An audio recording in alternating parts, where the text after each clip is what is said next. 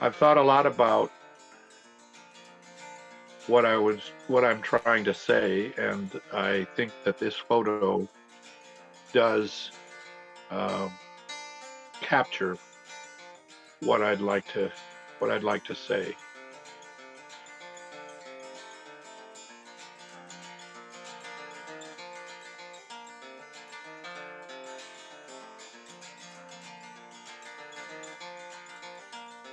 Thank you, Mom, for teaching me to see the world through the eyes of a child with a naive, innocent curiosity.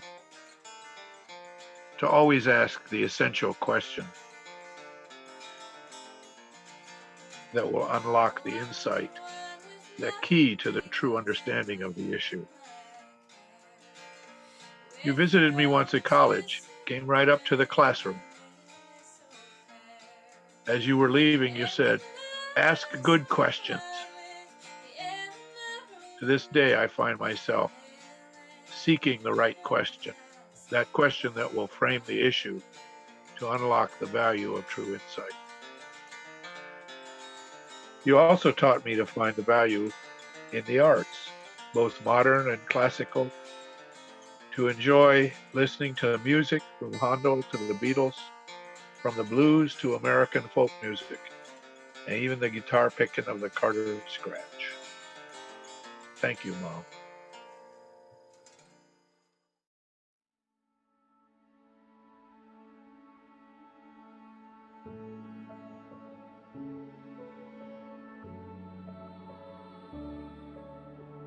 At the tender age of like 28 years old, he was the head of the hospital. Oh man. And Mom ran the lab at the hospital.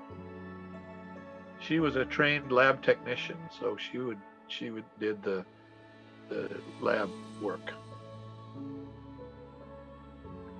And they did that for the better part of a year. And then the Chinese communists came over the hill, came into town, and took over everything. So we were under house arrest, and we weren't really allowed to do much.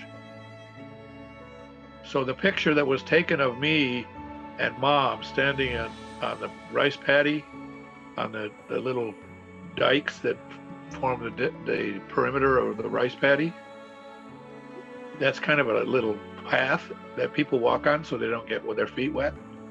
Anyway, that we were standing on a rice paddy and she was pointing out stuff in the rice paddy, probably a frog or something. And that picture was taken before the communist Chinese came in. She was always interested in having a conversation, but she wanted it to be a mature conversation. So that was always a problem for kids, because she didn't appear to relate to kids very well, but she was very much interested in having adult conversations with kids. So as soon as they could have adult conversations, she was always up for an adult conversation. I mean, things like discussing world politics or whatever. So she was a serious person. And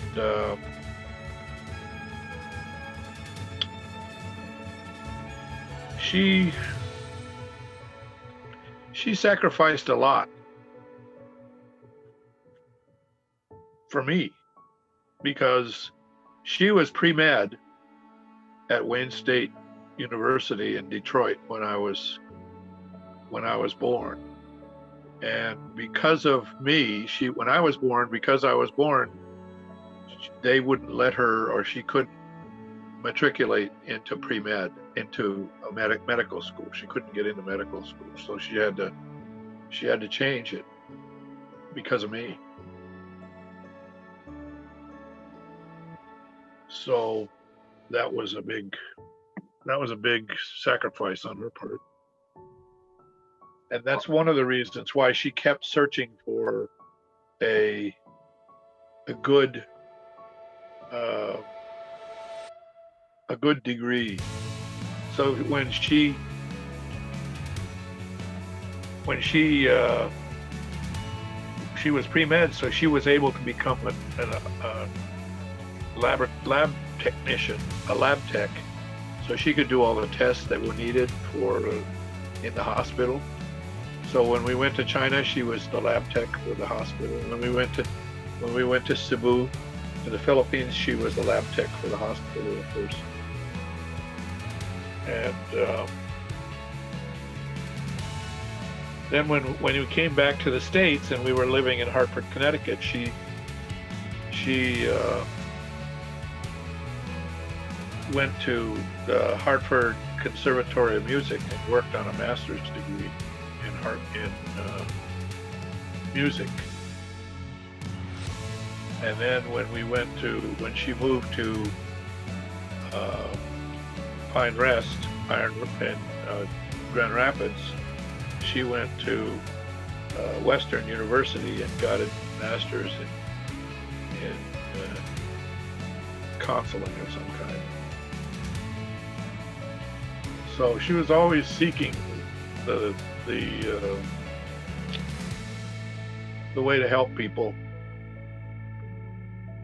and trying to make up for what she lost. That's kind of how I see it.